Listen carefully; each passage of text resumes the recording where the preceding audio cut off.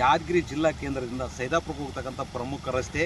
ಈ ಸೇತುವೆ ಏನದ 2-3 ಸಲ ಧಾರಾಕಾರ ಮಳೆಗೆ ಕುಸಿದಿತ್ತು. ಯಾರೂ ಇದಕ್ಕೆ ಗಮನ ಹರಿಸಲಿಲ್ಲ. ಆದರೆ ಮೊನ್ನೆ ಏನದಂದ್ರೆ ಧಾರಾಕಾರ ಮಳೆಗೆ ಸುರಿದದಕ್ಕೆ ನಾವು ಪ್ರತಿಭಟನೆ ಎಚ್ಚೆತ್ತುಕೊಂಡದ್ದು ಜಿಲ್ಲಾ ಉಸ್ತುವಾರಿ ಸಚಿವರು, ಸ್ಥಳೀಯ ಶಾಸಕರು ಮತ್ತು ಜಿಲ್ಲಾಡಳಿತ ಮತ್ತು ಲೋಕೋಪಯೋಗಿ ಇಲಾಖೆ ಅಧಿಕಾರಿಗಳು ತಕ್ಷಣ ಸ್ಪಂದಿಸಿ ಸರ್ಕಾರದ ಮಟ್ಟದ ಗಮನ ಸೆಳೆದು ತಕ್ಷಣ ಅದಕ್ಕೆ ಏನದಂದ್ರೆ ಸುಮಾರು 8 ಕೋಟಿ ಹೊಸ ಸೇತುವೆ ಮೇಲ್ದರ್ಜೆಗೇರಿಸಿ ಇಲ್ಲಿಂದ ಅಲ್ಲಿಗೆ ಏನದ ಸ್ಟೇಟಾಗಿ ಸೇತುವೆ ನಿರ್ಮಾಣಕ್ಕಾಗಿ 8 ಕೋಟಿ ಮತ್ತು 2 ಬದಿಯಲ್ಲಿ ರಸ್ತೆ ನಿರ್ಮಾಣಕ್ಕಾಗಿ 8 ಕೋಟಿ ಮಂಜೂರು ಮಾಡಿರೋದಕ್ಕಾಗಿ ಸರ್ಕಾರಕ್ಕೆ ನಾವು ಅಭಿನಂದನೆ ಸಲ್ಲಿಸ್ತೀವಿ. ಇವತ್ತೇನಂದ್ರೆ ನಮಗೆ ಭಾಳ ಖುಷಿ ಅನಿಸ್ತದೆ. ತಕ್ಷಣ ಸ್ಪಂದಿಸದ ಕಾರಣ ನಾವು ಸಿಹಿ ಹಂಚಿ ಸಂಭ್ರಮ ಆಚರಣೆ ಮಾಡೋದನ್ನು ಬಿಟ್ಟು ಇವತ್ತು ರೈತ ಬೆಳೆದಿರ್ತಕ್ಕಂಥ ಕಲ್ಲಂಗಡಿ ಹಣ್ಣನ್ನು ವಾಹನ ಸವಾರರಿಗೆ ಹಂಚುವ ಮೂಲಕ ಇವತ್ತು ನಾವು ಸಂಭ್ರಮ ಆಚರಣೆ ಮಾಡಿದ್ವಿ.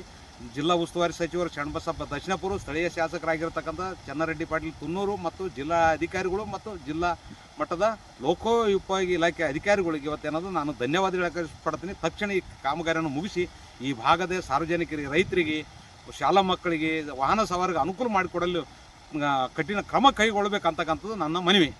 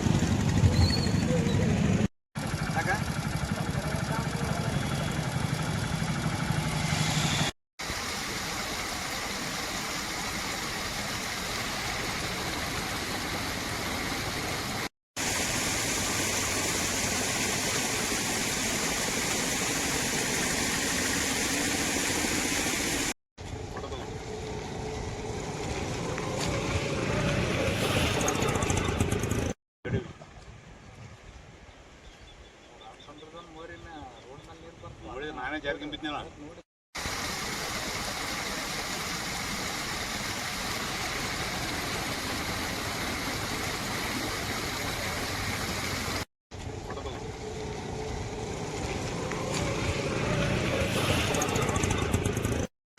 ಯಾದಗಿರಿ ಜಿಲ್ಲೆ ಯಾದಗಿರಿ ತಾಲೂಕಿನ ಪಗಲಾಪುರ ಗ್ರಾಮದ ಸೇತುವೆ ಧಾರಾಕಾರ ಮಳೆಯಿಂದ ಕುಸಿದಿತ್ತು. ಅದರ ಪರಿಣಾಮವಾಗಿ ಸಾರ್ವಜನಿಕರು ತುಂಬ ಅನಾನುಕೂಲ ಆಗಿತ್ತು. ಆದ್ದರಿಂದ ಸಾಮಾಜಿಕ ಹೋರಾಟಗಾರರಾದಂಥ ಮಾನ್ಯ ಉಮೇಶ್ ಕೆ ಮುದ್ನಾಳ್ ಅವರ ಹೋರಾಟಕ್ಕೆ ಎಚ್ಚೆತ್ತುಕೊಂಡು ಸರ್ಕಾರ ಮತ್ತು ಜಿಲ್ಲಾಡಳಿತ ಮತ್ತು ಸ್ಥಳೀಯ ಶಾಸಕರು, ಸ್ಥಳೀಯ ಸಚಿವರು ಶೀಘ್ರ ಸ್ಪಂದಿಸಿ ಈ ಸೇತುವೆ ನಿರ್ಮಾಣ ಮಾಡಲು ಸುಮಾರು 8 ಕೋಟಿ ಹಣವನ್ನು ಬಿಡುಗಡೆ ಮಾಡಿರುತ್ತಾರೆ. ಆದ ಕಾರಣ ಸರ್ಕಾರಕ್ಕೂ ಮತ್ತು ಜಿಲ್ಲಾಡಳಿತಕ್ಕೆ ನಾನು ಅಭಿನಂದನೆಯನ್ನು ಸಲ್ಲಿಸ್ತೇನೆ. ಮತ್ತು ಈ ಒಂದು ಖುಷಿಯನ್ನು ಸ್ವೀಟ್ ಹಂಚಿ ಸಂಭ್ರಮ ಆಚರಣೆ ಮಾಡುವುದ ಬದಲು ಒಂದು ರೈತರು ಬೆಳೆದಿರ್ತಕ್ಕಂಥ ಕಲ್ಲಂಗಡಿ ಹಣ್ಣನ್ನು ಕಟ್ ಮಾಡಿ ಸಾರ್ವಜನಿಕರಿಗೆ ಹಂಚಿ ಅದನ್ನು ಸೇವಿಸುತ್ತಾ ಸಂಭ್ರಮಾಚರಣೆ ಮಾಡಿದ್ದೇವೆ ಎಂದು ಹೇಳಲು ಇಚ್ಛೆಪಡುತ್ತೇನೆ. ನಿಮ್ಮ ಹೆಸರು? ದೊಡ್ಡಪ್ಪ ಮುಷ್ಟೂರು.